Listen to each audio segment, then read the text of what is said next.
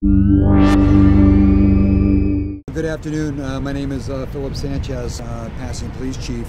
This morning at about 4:59, Pasadena police officers responded here to the 70 block of North Harkis regarding suspicious circumstances on a 911 open line.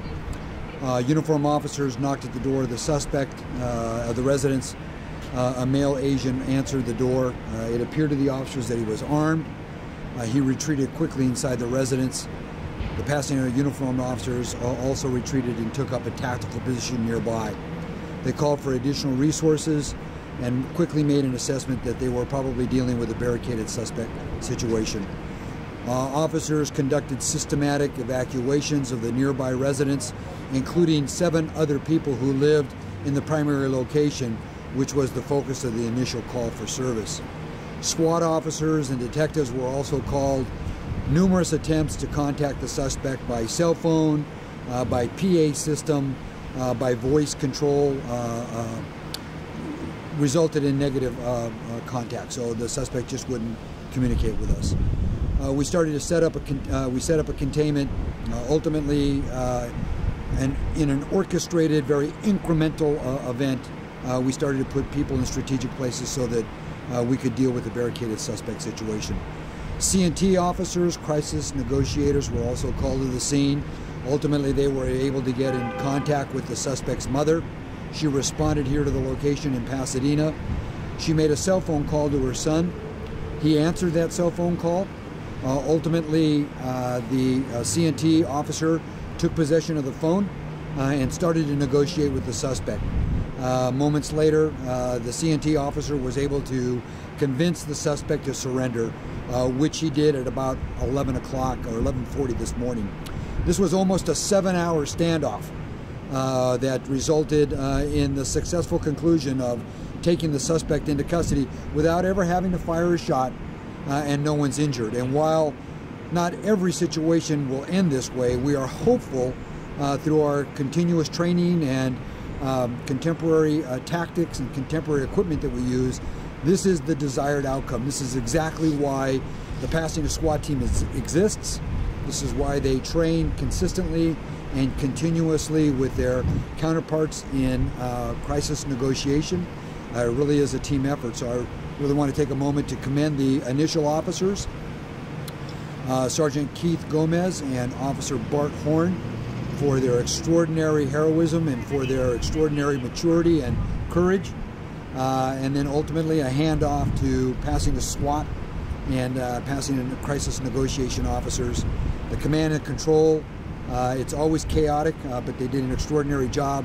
Incident commander was Lieutenant Kelly Evans and Sergeant Vic Alanis. Everybody did a wonderful job. So we're here this morning, just grateful that we were able to bring it to a successful conclusion. Chief, things like this don't happen every day, thank goodness. How important is it for there to be continual training for the officers to be able to be prepared to respond to situations like this? Great question, William. Our officers, of course, our SWAT officers train every month in order to stay contemporary. There are new tactics, there's new dialogue methodology when C&T people talk with suspects, there's communication. I mean, there's no one perfect scenario, but they train a lot so that we can mitigate the internal circumstances to the best of our ability so that we're able, like today, to bring these to successful conclusions. Now, there was a lot of passerbys that kind of congregated here to look at this. There was a lot of media that was here. They saw a lot of police resources. Can you talk a little bit about some of the resources that were here?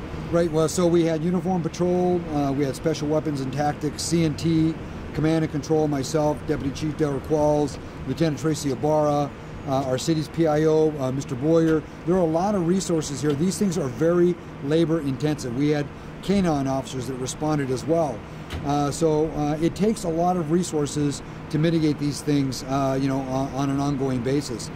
Not least of which, one of the things that is so very important, as I said, that it was an orchestrated, incremental, evolving situation, and those efforts really are framed by the department's policies and procedures.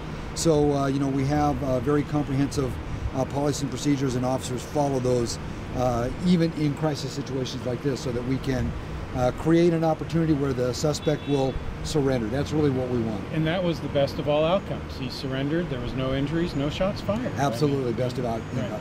Now, just a little while ago, right over there behind us, you had a few words that you said to the team. Can you share a little bit about what you said to them? These things are hugely intense. If you're a SWAT operator, or you're in the command and control element, or you're at the CNT element, the truth is that you're going through a lot of physiological effects of the stress.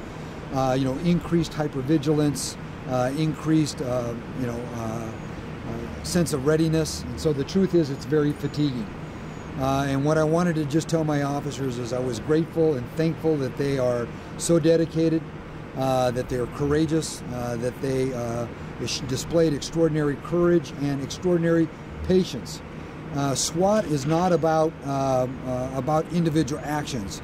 SWAT is also about a choreographed team effort, so that we can bring these things to conclusion. So I just simply wanted to say thank you. The SWAT officers and other special operations people, they sacrifice a lot of time away from their families, away from their loved ones, so that they can be ready for these kinds of missions. And again, the most successful and best of outcomes here was that the suspect's in custody, and the public is served and protected, and no injuries. No injuries. And my officers are safe, and so is the suspect. Absolutely. Thank you, William. Thank you, sir. Thank you.